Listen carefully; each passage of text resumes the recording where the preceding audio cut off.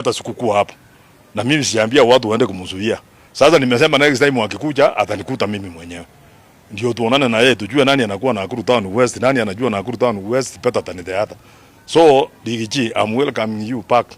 Kama anytime tukutane kwa kiwanja ni utajua ya kwamba mimi nimekuwa elected na mimi naongea kwa niaba ya watu. Leo mimi sikuhusika, lakini kwa sababu ameniambia nilikuwa na mimi sikuhusika. Sasa wacha tukutane na wewe next time.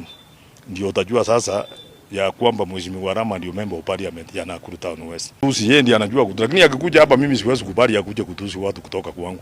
Not even, let me tell you, I cannot even allow him to come and abuse the president from my constituency. No, that one wacha tuheshimiane, wacha aniheshimu na mimi nimheshimu.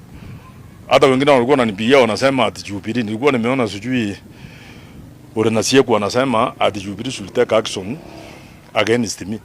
Nani alimweleza akasema ati mimi kuna mdosi anaweza niambia nifanye. I'm an elected leader, I know what I do. I know what I'm doing. So huwezi kuja kuanza kusema ati sijui Jubilee take action against which action. Kama mimi sikukuwa pale watu wanaenda kumpiga mawe. Ni kwa sababu yeye anabebana na ile watu wanataka kuja kutupinga. Nani atakubali? Ati wewe unabeba ati because Jubilee is united your opposition. Uenda unibebe mtu anakuja kunipinga. Arabu ni kuangalia ni kupigie makofi, that one hakuna. I cannot allow that. Ati watu wengine wananipigia simu wananiambia ati we are in united opposition. Nani aliwaambia I'm in united opposition? Mimi sijasimama niseme msimamo wangu wa kura nitaenda kuambia watu wangu wapige wapi.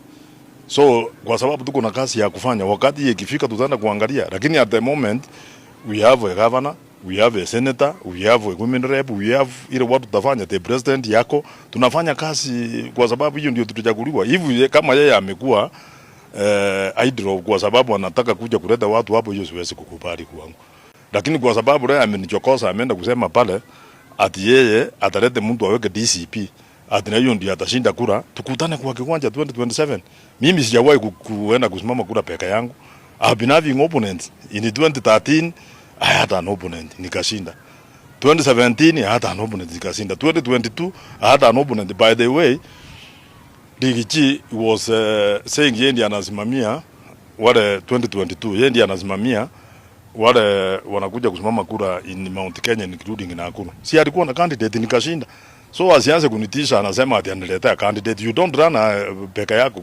Kila wakati kura ikikuja iko opponents.